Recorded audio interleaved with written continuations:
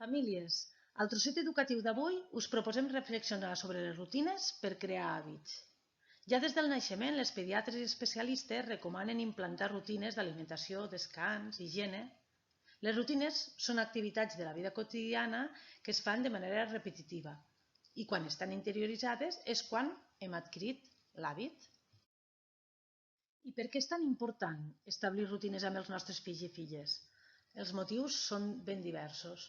Fomenten la seva autonomia, cada vegada es fan més independents, ajuden a comprendre l'entorn, superar la temor a allò desconegut i així proporcionar-los seguretat, tranquil·litat i confiança, augmenten la seva autoestima, ofereixen múltiples oportunitats d'aprenentatge, donen ordre i estructura i ajuden a crear hàbits. Us oferim algunes pistes per poder establir rutines per crear hàbits. Podem incorporar les rutines des d'edat ben primerenques, ja des de ben menuts. Això sí, adaptant-nos a les necessitats, a l'edat i al ritme de cada infant. Els podem explicar la raó de les accions i les conseqüències de no assumir-les, intentant no donar grans discursos i tenint molt present que som el seu model i que imiten les nostres conductes. Quan volem iniciar una rutina, podem fer-ho amb algun ritual, que sempre és més xalador. És important motivar-los, animar-los, fer-ho jugant. També hem de valorar el seu esforç i progressos, permetre els errors i equivocacions. Quan inicien una rutina, repetir les accions una i una altra vegada els ajuda a assolir-la i a anar millorant. Procurem ser flexibles i adaptar-nos a les diferents situacions. També evitem la sobreprotecció. S'aprèn molt de les conseqüències. Deixem de banda les presses. Activem la calma i la paciència i deixem que siguin ells els que actuen i facin les coses.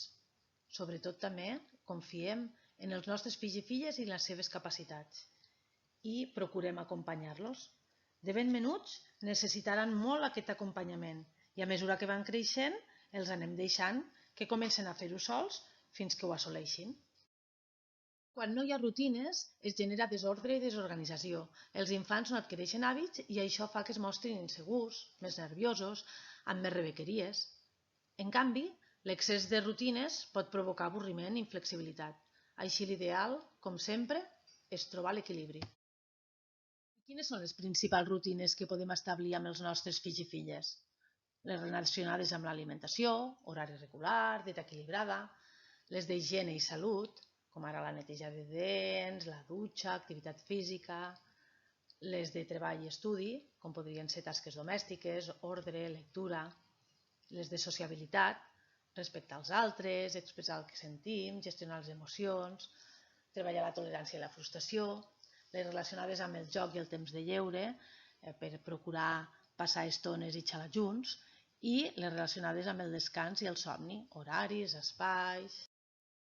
I per saber-ne més, avui us fem dues propostes que podeu trobar a les xarxes. A Instagram podeu seguir a Álvaro Bilbao, neuropsicòleg, formador i escriptor que parla molt sobre l'educació en positiu, i també el blog Tres Macarrons, conduït per una mare, guia d'escola Bosch i biòloga, en moltes propostes la mar d'interessants. Famílies, fins aquí el trosset d'avui. Us animem a posar en pràctica alguna de les pistes que us hem donat per ajudar els vostres fills i filles a adquirir rutines per crear hàbits. Gràcies pel vostre temps i fins el proper trosset educatiu.